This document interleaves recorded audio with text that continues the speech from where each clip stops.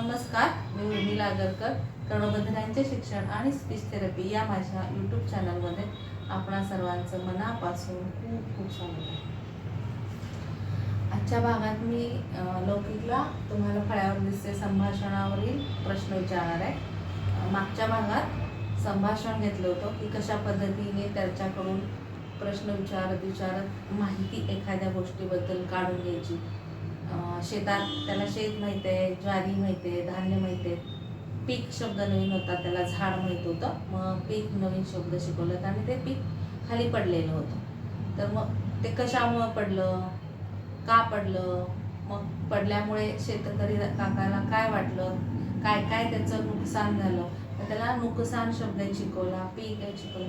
प्रत्येक संभाषणामध्ये 3 ते 4 नवीन शब्द शिकवायचे असतात आणि भाषा वाढवायची आणि त्याच्यातून त्याची समज पण वाढवायची आणि माहिती पण नवीन सांगायची. आणि त्याला प्रश्न विचारायला उत्स्फूर्तपणे प्रश्न विचारायला त्याला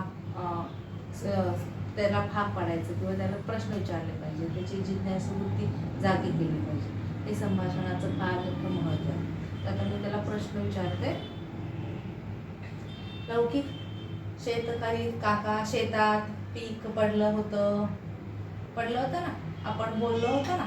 मग हे अशा पद्धतीचं लौकिक म्हणालेलं वाक्य, मग मी म्हणालेलं, हे मी संभाषण डिस्क्रिप्शन बॉक्समध्ये टाकते. मागच्या वेळेस मी टाकायचं राहून गेलं माझ्यातनं, तर हे पाहून मग ह्याच्यावरच मी ते प्रश्न दिलेले आहेत. कारण व्हिडिओ खूप मोठा होईल मी जर हे संभाषण वाचून दाखवत बसले तर. शेतात, आणि त्याला वाचायला लागलं तरी पण उशीर होईल, तो व्यवस्थित छान सगळं वाचतो. खाली पडले काय, शेतात खाली पडले काय, काय पडले, शेतात पडलं होतं. शेतकरी काकाच्या शेतात पडले काय, काय पडले. मी कशामुळे पडले विचारत नाही, काय पडले, पडले ना, काय काय. हा, ज्वारीचे पीक क. आता त्याला क येत नाही अजूनही, क. हा, पीक पडले, बरोबर, शाबास. मग शेतकरी काकाचे शेतात ज्वारीचे पीक पडले का, कशामुळे पडले. शेतात ज्वारीचे पीक खाली पडले का, का पडले, कशामुळे. ज्वारीचे पीक खाली पडले कशामुळे, काय झालं. तू आत्ता सांगत होता ना, ज्वारीचे पीक खाली पडले, काकाने पाडले का, मग खाली. हा, छान बोल. टप टप छोटा पाऊस पडला का, धो धो पाऊस पडला. आणि काय,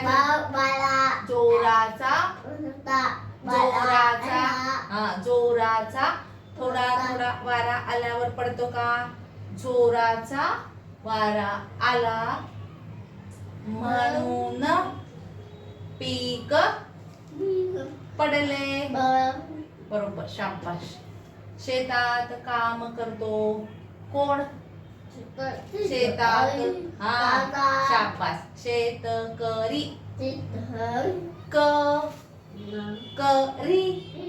करी काका शेतात काम करतो. त्याला अगदी बाबा, दादा, पप्पा, मम्मी पासून एक शब्द ओठांच्या हालचालीवर ओळखत शिकवले. तर आता त्याची भाषा तुम्ही जर एकदम सुरुवातीचा व्हिडिओ पाहिलं आणि आत्ताचा व्हिडिओ पाहिला तर केवढी भाषा त्याला यायला. पण हे आहे की त्याला माहीत असलेलं सोडून दुसरे शब्द बोललं तर त्याला समजत नाही. मग शेतकरी काकाचे शेतात पीक पडले, ज्वारी मिळाली का, पैसे मिळाले का काकाला. मग काकाचे काय झाले, काकाचे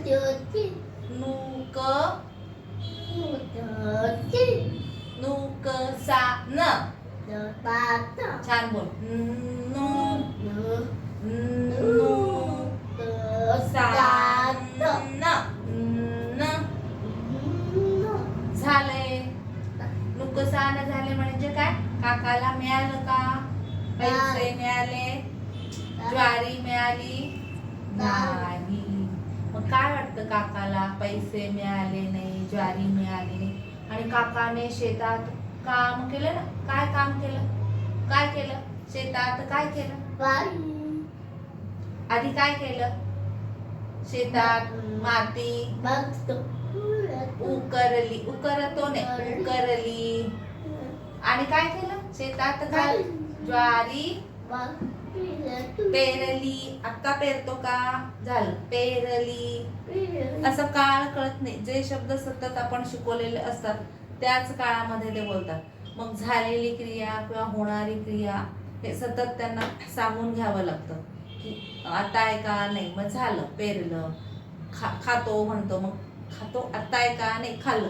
हे असं त्या वेळेला मागची क्रिया, पुढे काय होणार आहे ती क्रिया सतत बोलून घ्यावं लागतं. तेव्हा त्यांना ते क्रियापद कसं वापरायचं, तो शब्द कसं वापरायचं हे समजतं.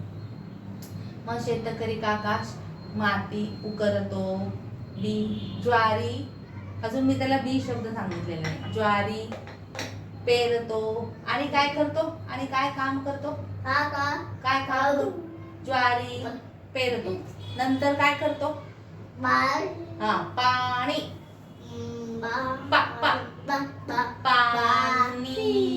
पाणी घालतो.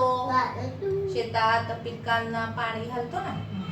मग काका कसा आहे बिचारा? त्याचं ज्वारी पीक पडलं, पैसे मिळाले नाही. ज्वारी मिळाली का? नाही. मग काकाला काय म्हणायचं? नुकसान झालं. मग काय बोलणार काकाला? काका कसा आहे? काका कसा आहे? काका कसा आहे? हा दुर्दैवी.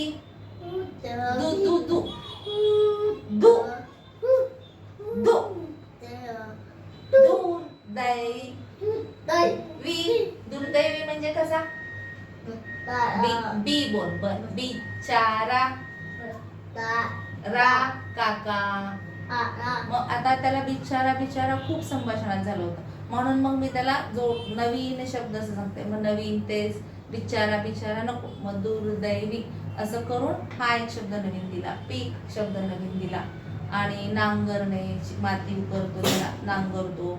खूप मोठं संभाषण होईल म्हणून मी 4-5च प्रश्न दिले. अजून 2 प्रश्न मी विचारले त्याला.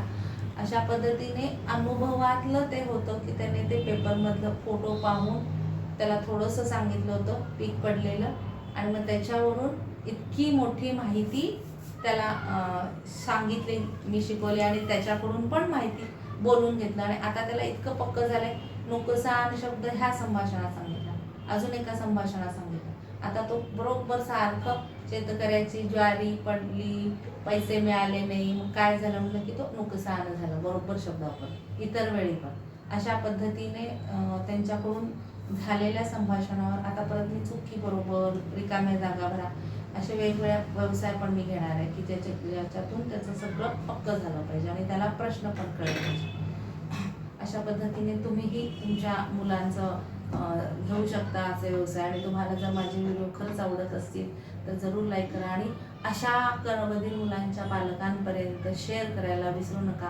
तुमच्यामुळे एखाद्या मुलाला, एखाद्या पालकांना त्याची माहिती होईल. त्यासाठी मी तुमची खूप आभारी आहे. धन्यवाद.